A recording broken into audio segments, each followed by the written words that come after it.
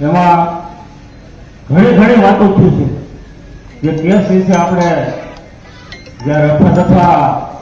જ્યાં વેરાવળ કોર્ટની અંદરમાં જે આપણો કેસ થોડોક રફા દફા કર્યો છે એની સામે અમે નારાજ તો થઈ પણ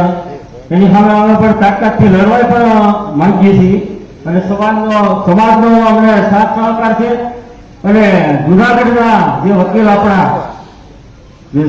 સાધુ સમાજમાંથી આપણે એક વકીલ રાખ્યા હતા એનો વિશ્વાસ કર્યો હતો સમાજના જેમ તમે અમારો ઉનાકાંડનો વિશ્વાસ હતો કે ભાઈ બાલુઆતા કોઈ બી લડશે નહીં ને લડશે અને એમાં જો મેં આ સમાજમાં ગરદારી કરી હોત ને તો હું સમાજનો ન કહું તમને ખુલ્લે આમ કહું છું કે સમાજમાં ઘણી જગ્યાએ અત્યાચારો થાય છે પણ એ સમાજમાં લડતા નથી ને એનો ખૂબ મને અફસોસ છે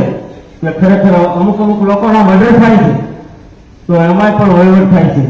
અમને ઘણી ઓફર આવી હતી પણ એની સામે અમે સ્વીકાર નથી એક આપણે અમરેલીમાં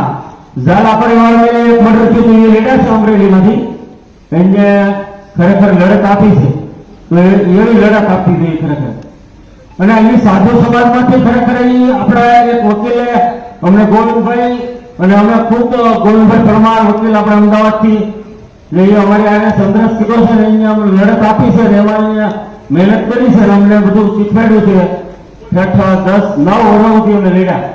અને છેલ્લે અમને જે અન્ય થયો છે અમારી સાથે તો અમે હાઈકોર્ટમાં ગયા છે 21 તારીખ છે અને ઘણા લોકોએ અમને સાથ સહકાર અને સહયોગ આપ્યો છે